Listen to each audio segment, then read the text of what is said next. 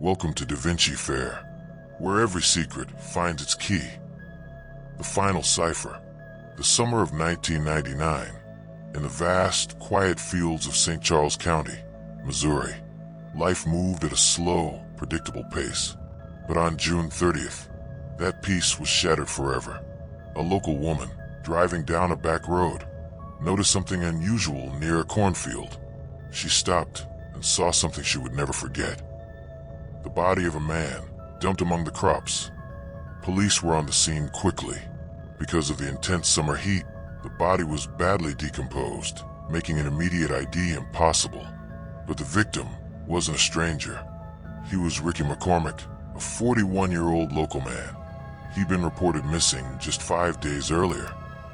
At first glance, there was nothing mysterious about Ricky McCormick's life. He was a high school dropout who suffered from chronic heart and lung problems. He didn't have a steady job. He could barely read or write, and he lived with his elderly mother. Ricky lived on the fringes of society, a forgotten man whose biggest worry was making it to his next doctor's appointment. No one could imagine why anyone would want to hurt him. Investigators surveyed the scene. No weapon was found, no signs of a struggle. But one thing was clear. Ricky McCormick had not died of natural causes. The position of the body, the early evidence, it all pointed to one thing: murder. But the real mystery wasn't on the victim's body. It was hidden inside his clothes. Detectives were searching McCormick's pockets for an ID, for any kind of clue, when they found 2 folded pieces of paper. At first, they thought the notes might hold a name, a phone number, something that could lead them to the killer. But when they unfolded the papers, they found something that looked like nothing they had ever seen before. It wasn't a foreign language. It wasn't a simple message. The 2 pages were covered in a frantic, seemingly meaningless scramble of letters, numbers, and parentheses. A completely unbreakable code. In that moment, the investigators didn't know it, but this wasn't just a murder case anymore. They were staring at one of the most complex and bizarre cryptographic puzzles in the history of the FBI. The 2 notes quickly became the heart of the investigation. Local investigators stared at the tangled lines for hours, hoping to find a pattern, a word, even a single familiar letter. But the writings resisted any kind of logical analysis. Phrases like NCBE and ALPNT sat next to long strings of meaningless letters and numbers. There was no clear key. No place to even begin. The case had hit a brick wall. The local police, admitting defeat, sent the 2 notes to the most powerful code-breaking organization in the United States, the FBI's Cryptanalysis and Racketeering Records Unit, or CRRU. This was the A-Team, the best cryptographers the government had, specialists who had cracked codes from the mafia, foreign spies, and terrorist networks. For them, this should have been a simple challenge. But weeks turned into months, and the CRRU was silent.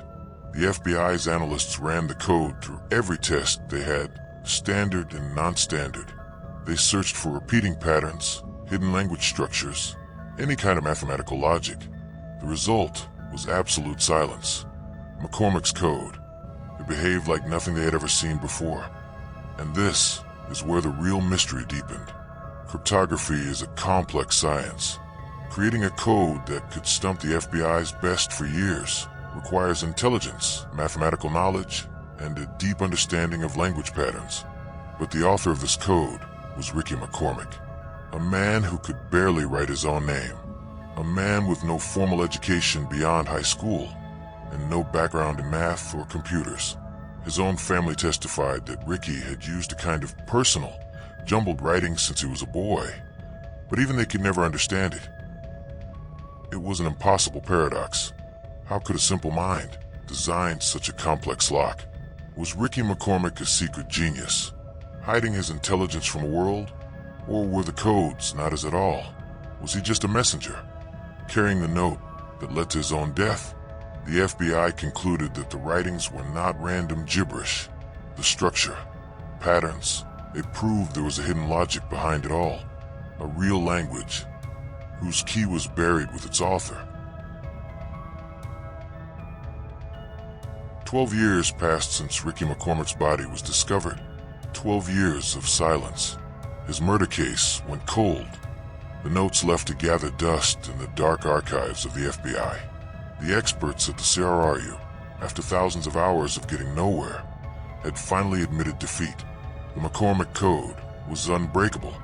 Then, in 2011, in an unprecedented act of desperation, the FBI decided to share the puzzle with the entire world. They issued a public appeal, posting high-quality images of both notes on their website. The headline was simple: "Help us crack a murder code." They were hoping that some brilliant mind in the public, an amateur codebreaker, a retired linguist, could see the one pattern their own experts had completely missed.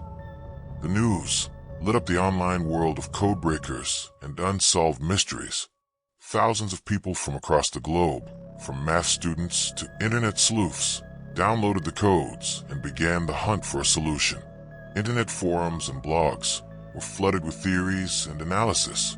Some believed it was a simple substitution cipher, where each symbol just stands for another letter of the alphabet. But every attempt to find the substitution key failed.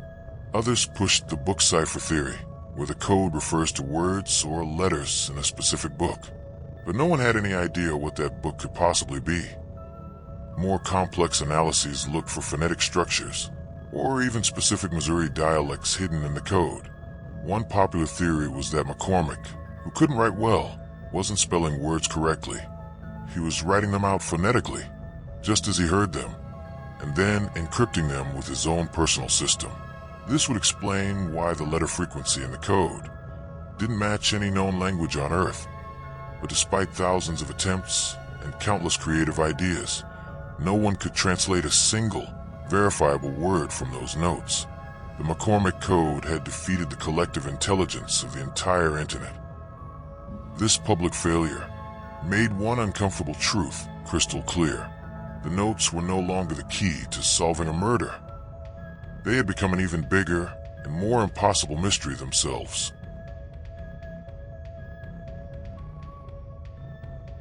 While the world was trying to crack the code, detectives decided to go back to the victim himself. Maybe the clue wasn't in the letters and numbers, but in the contradictory life of Ricky McCormick. Who was this man who took such a complex secret to his grave? A deeper investigation painted a more complicated picture than that of a simple man. Although he was a high school dropout, people who knew him described him as being extremely street smart. He was close to the world of drugs and petty crime, but he'd never been charged with anything serious. He had several children with several different women, but he had no stable relationships with any of them. One of the biggest clues came from the last days of his life. McCormick was last seen at a gas station 5 days before his body was found. But what happened in those 5 days is a complete and total black hole. No one knows where he was, who he met, and most importantly, why he was dumped 15 miles from his home in a remote cornfield. His body was found in a place with no public transportation, and he didn't have a driver's license or a car. That meant only one thing: someone took him there. So were the notes about a drug deal that went wrong? Did they contain the name of his killer or killers? Or maybe the address of a place where crucial evidence was hidden? Another fascinating theory was that McCormick had accidentally witnessed some other crime and wrote down what he saw in his own secret language. The notes could have been his last desperate attempt to record the truth before he was silenced forever. The deeper the investigation went, the clearer it became that Ricky McCormick's world was far more complex than it first appeared. He was living on the edge of two different worlds: the simple world of an unemployed, sick man, and a dark, hidden world that ultimately led to his death. And those two pieces of paper were the only bridge that connected them. Today, more than 2 decades after Ricky McCormick's murder, his case remains open and unsolved. The 2 notes, once considered the master key to solving the crime, have now become a symbol of failure. They're on display at the FBI Museum, a permanent reminder of the secret that brought the world's most powerful intelligence agencies and thousands of curious minds to their knees. The McCormick codes are more than just a cryptographic puzzle. They raise a deep question about the very nature of intelligence and human communication. Is it possible for an untrained mind to create a language so unique, so complex, that it's indecipherable to the rest of the world? Are these codes the accidental masterpiece of a hidden genius, or just the random scribbles of a man? Or we're desperately trying to find a logic that was never there? Perhaps the greatest tragedy of this story is that we will never know. Whatever the answer is, it was buried with Ricky McCormick in an unmarked grave in Missouri. He took not only the secret of his death to the grave, but the secret of his language as well. 2 pages of paper, more than 70 lines of code, 0 words deciphered. This is the legacy of Ricky McCormick. A lock without a key, a story without an end, and a final cipher that may never be solved. A man with a simple life and an unbreakable code. Are these notes the key to solving his murder, or just the meaningless ramblings of a troubled mind? Was Ricky McCormick a hidden genius, or the victim of a complex conspiracy? The FBI and thousands of amateur cryptographers have failed to find the answer. Maybe the key lies in a different perspective. Your perspective. Write your thoughts and theories about these codes in the comments below. Remember, the final cipher is always waiting somewhere to be discovered.